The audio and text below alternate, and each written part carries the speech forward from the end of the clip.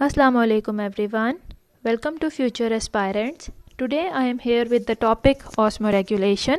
This topic is taken from Interpart 2 bio book and the chapter name is homeostasis. So let us start the topic. First of all, I am going to give you introduction about osmoregulation. When we are discussing this topic, we must know what is an osmoregulation. Osmoregulation, if we talk about its definition, it means that the maintenance of constant osmotic pressure in the fluid of an organism.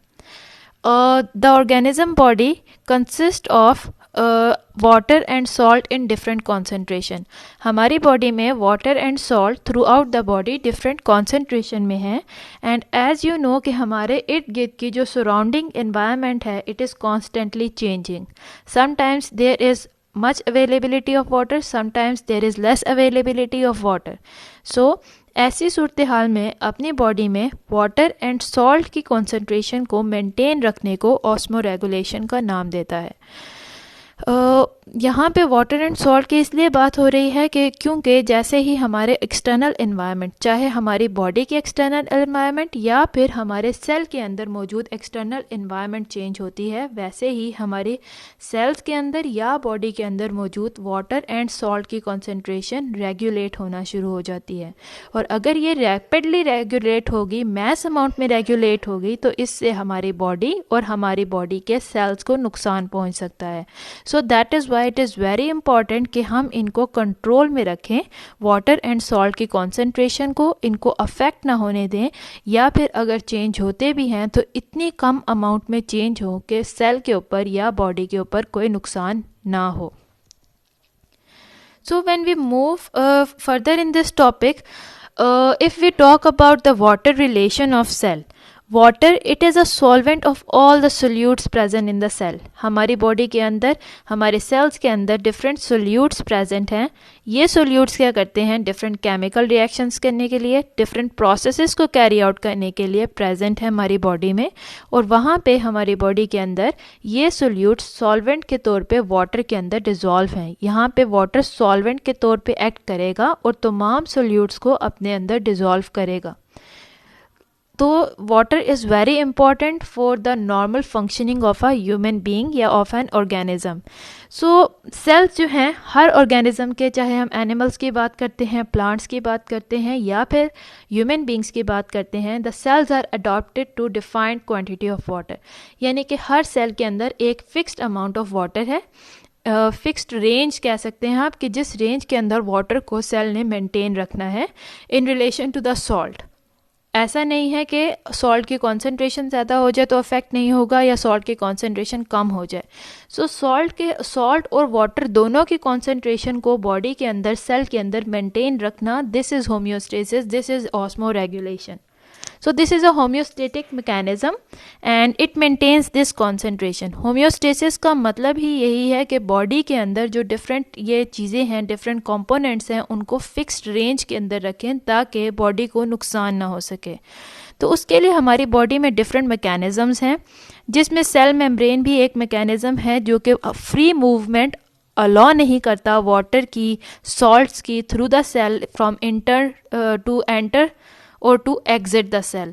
So it will not allow the free movement, जिसकी वजह से काफ़ी हद तक control किया जा सकता है बॉडी के अंदर वाटर एंड सॉल्ट की कॉन्सेंट्रेशन को. So when we talk about the balance of water and solutes in body, solutes वो चीज़ें हैं, सॉल्ट्स वगैरह, जो कि बॉडी वाटर के अंदर डिजॉल्व्ड हैं inside the salt. So when we talk at the cell level, अब हम ऑर्गेनिज्म लेवल की बात नहीं करते, अब जब हम सेलुलर लेवल की बात करें तो इंट्रा सेलुलर इन्वायरमेंट है और एक एक्स्ट्रा सेलुलर इन्वायरमेंट है. Extra cellular environment means right outside the cell and intra cellular means inside the cell. So even the extra cellular environment is constantly changing. This extra cellular environment is although present inside our body. अगर हम अपनी body की बात करें cellular level पे, तो extra cellular environment फिर भी कॉन्स्टेंटली चेंज हो रही होती है. Sometimes there is hypotonic environment. Hypotonic environment means when there is diluted solution outside the cell and as compared to inside of the cell, there is more water available outside the cell. That condition is called as hypotonic condition. You can see here in the figure also hypotonic conditions, when the water is present in more amount in the extracellular environment, तो water will travel from higher amount to lower amount. अब क्योंकि बाहर ज़्यादा present है और cell के अंदर कम है, so more and more water will go and enter the cell. Because of that you can see the cells start to swell up होना शुरू हो जाते हैं और burst हो जाते हैं in some cases. This is the hypotonic environment जो हमारे cell regularly हमारी body के अंदर face कर रहे हैं. So यहाँ पे अपने mind में रखना है, this I am talking about is के सेल बर्स्ट हो रहे हैं, स्वेल अप हो रहे हैं, ये तब हो जब होम्योस्टेसिस मेंटेन ना हो. We will discuss how homeostasis will be maintained, how osmoregulation will be carried out to maintain the water concentration. पर अगर ये मेंटेनेंस ना हो, you can see in the extreme right of the picture, this is hypotonic condition. यहाँ पे this yellow arrows, this indicate the entrance of water inside the cell. Because of that the cells swell up and they will burst. The next one is hypertonic environment. Hypertonic environment means there is more concentration of salts outside the cell. In the hypotonic that I discussed previously, there was more amount of water outside the cell. That is why water was traveling inside the cell, because water always travel from higher amount to lower amount. Now in hypertonic situation, बाहर की तरफ salts ज़्यादा हैं as compared to water. तो इसका मतलब बाहर जो हाइपोटोनिक में एक्स्ट्रा सेलुलर एरिया है वहाँ पे सॉल्ट्स की मिकदार ज़्यादा होने की वजह से वाटर की मिकदार कम हो जाएगी. So because of that the water will start to exit from the cell. As you can see over here in the diagram, in the left hand side water will start to exit, क्योंकि बाहर salt की concentration ज़्यादा थी as compared to water, और अब cell के अंदर concentration water की ज़्यादा लगेगी because बाहर salt ज़्यादा हो गए हैं. तो water will move from inside of the cell to the outside. Because of that the cells will shrink up. cells shrink हो जाएंगे और इस तरह भी इनको डैमेज कॉज हो सकता है. इसके बाद अगर हम बात करते हैं आइसोटोनिक इन्वायरमेंट की. आइसोटोनिक इन्वायरमेंट एक ऐसी इन्वायरमेंट है जिसके अंदर external environment of the cell and internal environment of the cell, they are both the same. So it will have no effect on the cell, it will be normal for the cell. Now we will discuss what is happening in the hypotonic environment. The water, because it is present in more amount outside the cell, as you can see in the figure also, so it will start to osmotically enter into the cell. Osmotically enter का मतलब है कि through the cell membrane that is partially permeable, उसमें से water higher concentration से lower concentration पे आ रहा है. यहाँ पे outside the cell concentration is higher and inside the cell concentration is lower. असल में सेल के अंदर वाली जो कॉन्सेंट्रेशन है वाटर की वो बिल्कुल नॉर्मल है, बट चूंकि बाहर की ज़्यादा हो गई है तो उसकी वजह से सेल को अगर उससे कंपेयर करें तो सेल की लो है. तो that is why water will enter into the cell, जिसकी वजह से जो सेल का सोल्यूशन है it will dilute up. Dilute up means there will be more and more amount of water in it. Because of that, because of more and more entry of water in the cell will become turgid. Turgid मतलब फूल जाना. And because of this turgidity, the cell may be harmed. Then the next one is hypertonic environment. Hypertonic environment, as you can see in the figure, more amount of solute is present outside. तो water will travel from inside to the outside, because बाहर की तरफ अब salt की concentration ज़्यादा हो गई है, वाटर की कम है उसके मुकाबले में. बाहर की बात हो रही है, एक्स्ट्रा सेलुलर इन्वायरमेंट की बात हो रही है, तो इसकी वजह से water will leave the cell and it will go out. Because of this the cell, there is a loss of water to the cell and the cell will shrink up. And because of this the cell solution becomes concentrated. Because water travel outside तो cell का अपने अंदर पानी की कमी हो जाएगी, जिसकी वजह से ये श्रिंक हो जाता है और इसका सोल्यूशन जो था, जो पहले नॉर्मल था, अब वो भी कॉन्सेंट्रेटेड फॉर्म में आ गया है. You can have an idea over here also. You can see in the hypertonic environment the water is entering inside the in the hypertonic environment, the blue colored water molecules they are exiting from the cell, क्योंकि बाहर red colour की जो salt concentration है ये ज़्यादा है as compare to cell, और अंदर सेल के इंट्रासेलुलर वाटर कॉन्सेंट्रेशन ज़्यादा है, that is why it will start to go out of the cell. इसकी वजह से सेल श्रिंक अप हो जाता है, इसे हम प्लाज्मोलाइसिस भी कहते हैं. And in the second condition, hypotonic, you can see inside there is more amount of salt and outside the cell there is more amount of water molecule. Because of that, water molecules will enter into the cell and the cell swell up. इसको हम cytolysis का नाम भी देते हैं. And in the third condition, it is isotonic. Iso means same. When internal and external conditions are same, that is called as isotonic. उसमें regular और normal movement है water molecules की. So here no change to the cell. Next we will discuss कि अब जब cell को इस तरह के डिफरेंट कंडीशंस का सामना करना पड़ता है तो सेल क्या करेगा. तो cells try to stop all these things, to prevent all these things, they osmoregulate themselves. Osmoregulate एक प्रोसेस है जिसके ज़रिए ये अपने अंदर सॉल्ट एंड वाटर की कॉन्सेंट्रेशन को मेंटेन रखेंगे, ज़्यादा वाटर को एंटर नहीं होने देंगे, ज़्यादा वाटर को एग्जिट नहीं होने देंगे in hypertonic condition, and in hypotonic ज़्यादा वाटर को एंटर नहीं होने देते, या एंटर हो भी जाएं तो ऐसा कोई मैकेनिज़्म लगाते हैं जिसकी वजह से उतना ही वाटर एग्जिट भी हो जाए बगैर सेल को नुकसान पहुँचाए. सो दिस ऑस्मोरेगुलेशन का मतलब है कि इस पूरे मैकेनिज़्म को अप्लाई करने से the cells keep the balance of water and salt concentrations. ये ऑस्मोरेगुलेशन का पूरा प्रोसेस ये प्लांट्स के सेल्स के अंदर भी आपको दिखाई देगा और एनिमल्स के सेल के अंदर भी आपको दिखाई देगा. So first of all we are going to discuss about the osmoregulation in plants, that how it occurs in plants. As you know that throughout the world, the plants are distributed in different habitats.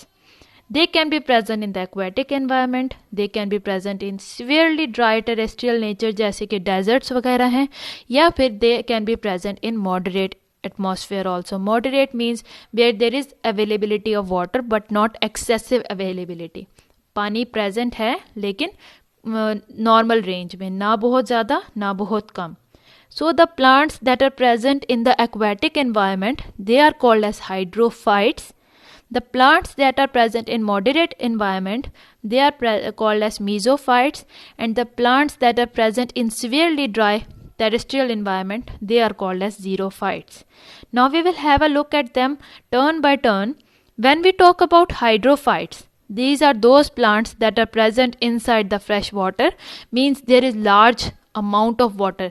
Fresh water है इसीलिए इसका जिक्र हो रहा है because fresh water में water की availability plants को फ्री है, मतलब एक्सेस अमाउंट में. If we talk about sea water, वहाँ पे because there is more concentration of salt in the water of sea, तो वहाँ पे एक्सेस वाटर प्रेजेंट नहीं है, अवेलेबल नहीं है प्लांट्स के लिए. प्रेजेंट तो है बट अवेलेबल नहीं है बिकॉज उसमें इतने सॉल्ट्स होते हैं कि plants can not use that water because of the presence of more amount of salts.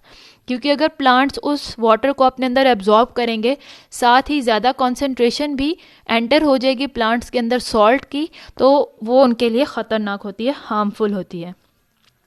बात करते हैं अगर हम हाइड्रोफाइट्स की, जहाँ पे फ्रेश वाटर अवेलेबल है यानी लार्ज अमाउंट में वाटर अवेलेबल है. So they have to make some adaptations, ऐसी तदबीर लगानी है ताकि they should remove the flooding of cell because there is large amount of water. Hypotonic environment है सेल के लिए कि उसमें बाहर बहुत ज़्यादा अमाउंट है इन एक्स्ट्रा सेलुलर इन्वायरमेंट में वाटर की, तो water will start entering into the cell. So plants have to use some adaptation to remove this extra flooding of cell. For that ऐसे प्लांट्स जो कि हाइड्रोफाइट्स हैं, जो कि वाटर के प्रेजेंस में मौजूद होते हैं एक्वेटिक वाटर में, फ्रेश वाटर में, they will have the leaves of very large area, surface area. इससे क्या होगा कि because of the large surface area they can transpire the water excessively. Transpire का मतलब है अपने अंदर से वाटर को बार बार एग्जिट करवाते रहना, अपने लीव्स के ज़रिए, अपने स्टोमेटा के ज़रिए वाटर को इन्वायरमेंट में रिलीज़ करते रहना, एटमॉस्फेयर में रिलीज़ करते रहना. सो दीज लीव्स ना सिर्फ उनका सरफेस एरिया ज़्यादा है बल्कि उनकी सरफेस के ऊपर स्टोमेटा भी बहुत ज़्यादा अमाउंट में प्रेजेंट होता है।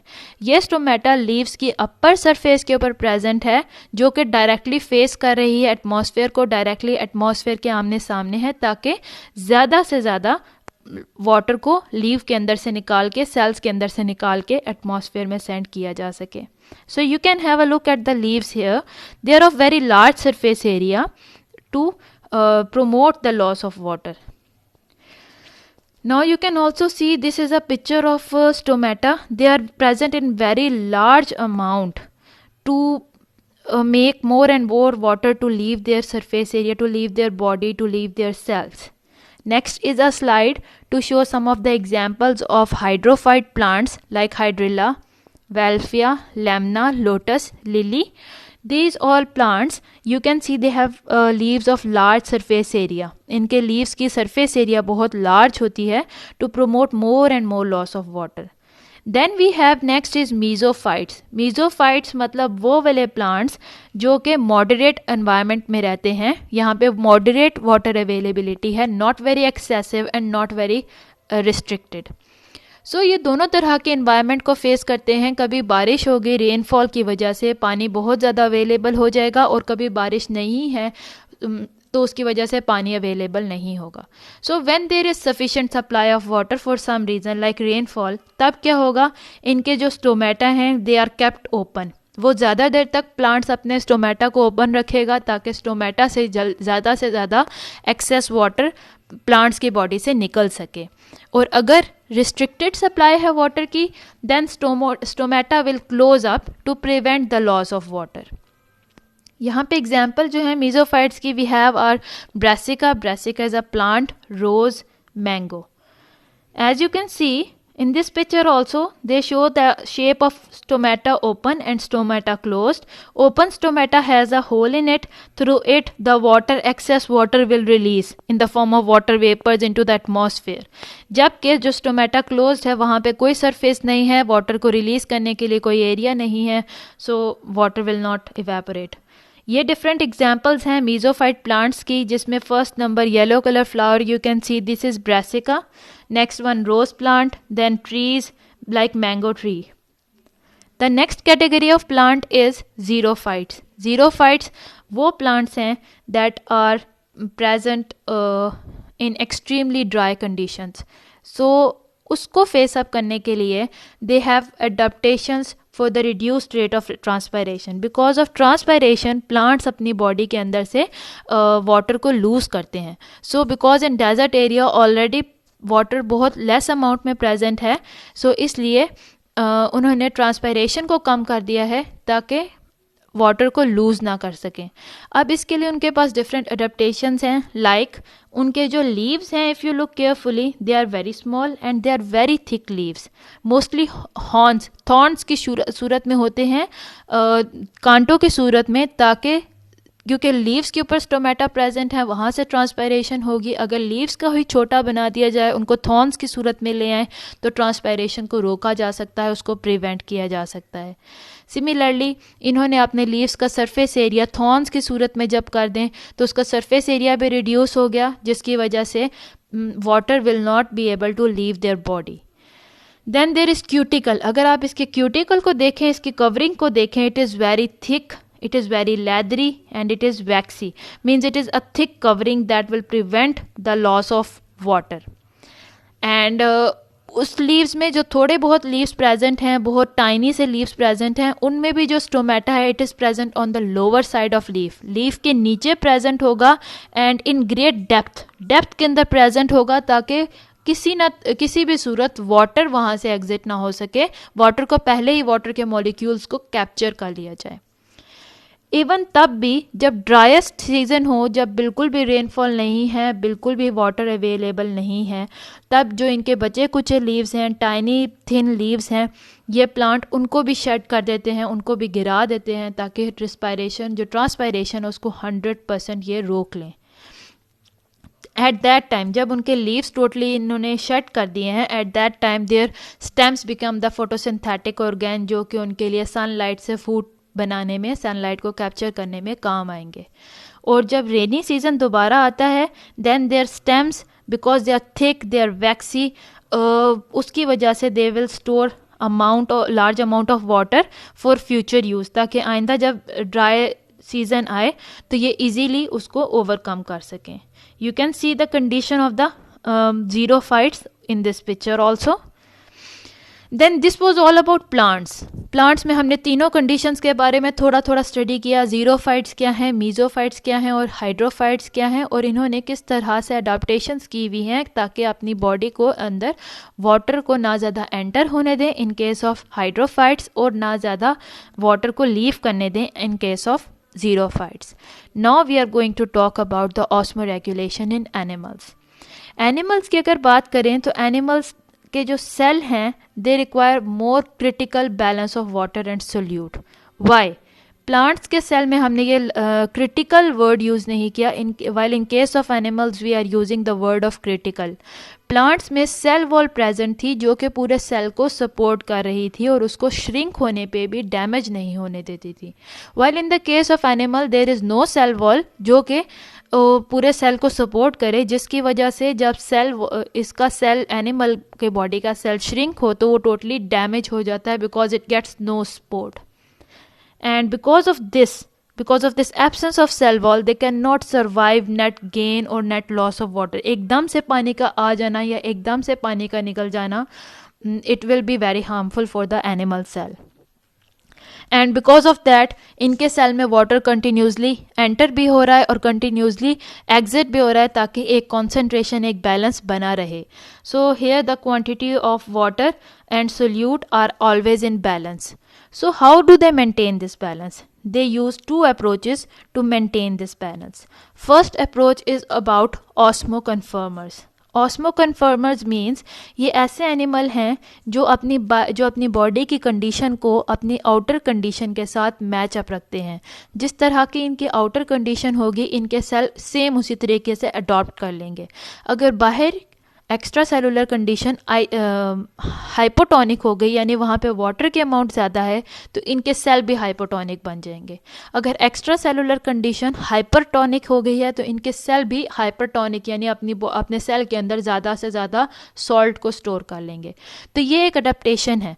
इससे क्या होता है कि जब ये बाहर के इन्वायरमेंट के जैसा अपने आप को बना लें तो इससे इनके अंदर ना नेट गेन ऑफ वाटर होगा ना नेट लूज ऑफ वाटर होगा, जिससे सेल जो हैं एक प्रॉपर अमाउंट में, एक प्रॉपर शेप में अपने आप को मेंटेन कर सकते हैं. Even for the marine salt water, यानी कि सी वाटर जो है जहाँ पे बहुत ज़्यादा सॉल्ट की अमाउंट प्रेजेंट होती है वाटर के अंदर, ये एनिमल्स अपने आप को इस तरह की सीवियर कंडीशंस में भी एडजस्ट कर लेते हैं. And because of this they do not require actively to adjust internal osmotic state. अब क्योंकि इन्होंने अपना पूरा सिस्टम बाहर के इन्वायरमेंट के साथ मिक्स किया हुआ है, उसके साथ मैच किया हुआ है, तो इनको अलहदा से अपने अंदर वाले इन्वायरमेंट को सपोर्ट करने की, उसको मेंटेन करने की ज़रूरत नहीं पड़ती. So different animals are there like jellyfish, shark, hagfish and these skate rays. These all are the animals that are osmoconformers, यानी कि अपनी बाहर के इन्वायरमेंट के जैसे अपनी बॉडी के इन्वायरमेंट को मेंटेन कर सकते हैं. Then the next mechanism is about osmoregulators. ये वो एनिमल्स हैं अदर देन दोज osmoconformers, बाकी के तमाम एनिमल्स osmoregulators हैं जो कि अपनी बॉडी के अंदर एक कॉन्सेंट्रेशन को फिक्स कर लेते हैं और उसी कॉन्सेंट्रेशन को मेंटेन करेंगे सॉल्ट और वाटर की, चाहे बाहर जैसी भी हो. सो इनके अपने सेल की, इनके अपने बॉडी की कॉन्सेंट्रेशन जो है सॉल्ट एंड वाटर में वो एक्सटर्नल इन्वायरमेंट से डिफ़र करती है. So for this they have to actively regulate. अगर बाहर हाइपोटोनिक है तो इनको ज़्यादा से ज़्यादा वाटर को डिस्चार्ज करना पड़ेगा, अपनी बॉडी से निकालना पड़ेगा, अपने सेल से निकालना पड़ेगा. और अगर बाहर हाइपरटोनिक एनवायरनमेंट बन गई है तो इसके लिए इनको ज़्यादा से ज़्यादा सॉल्ट को अपनी बॉडी से निकालना पड़ेगा ताकि इनकी बॉडी मेंटेन रह सके, इनकी बॉडी के अंदर सॉल्ट एंड वाटर की कंडीशंस मेंटेन रखी जा सकें. So animals that are inhibiting different environment they have different adaptations, यानी कि कुछ एनिमल मेरीन वाटर में हैं, कुछ फ्रेश वाटर में हैं, कुछ टेरेस्ट्रियल हैं. सो उन सब में ऑस्मो रेगुलेटर्स प्रेजेंट हैं और सब के अपने अपने मेथड्स हैं, अपनी अपनी अडेप्टेशंस हैं, अपने अपने तरीके हैं कि वो इन सब मैकेनिज़्म को रेगुलेट कर सके, अपने इंटरनल और एक्सटर्नल एनवायरनमेंट को किस तरह से ये लोग मेंटेन रखेंगे. सो ऑस्मोटिक बैलेंस को मेंटेन करने के लिए, चाहे हम बात करें मेरीन वाटर की, चाहे हम बात करें फ्रेश वाटर की, या चाहे हम बात करें टेरेस्ट्रियल इन्वायरमेंट के एनिमल्स की, सबका अपना अपना मैकेनिज्म है इन्वायरमेंट को मेंटेन रखने का, नॉट इन्वायरमेंट, देयर सेल्स को मेंटेन रखने का as compare to their environment. So in my other video I will show you the different mechanisms of these animals that belong to marine water, that belong to fresh water and that belong to terrestrial environment, कि क्या क्या वो mechanisms use करते हैं ताकि वो अपनी body के कंडीशंस को मेंटेन रख सकें, और इनकी बॉडी की कंडीशन किस तरह से ये डिफ़र कर सकते हैं, चेंज रख सकते हैं as compare to outer environment जो कि रेगुलरली चेंज हो रही है. So I hope you understand my today's video. आपको इंटरेस्टिंग लगी हो. Best of luck for your learning and comment me about my video. Thank you. अल्लाह हाफिज़.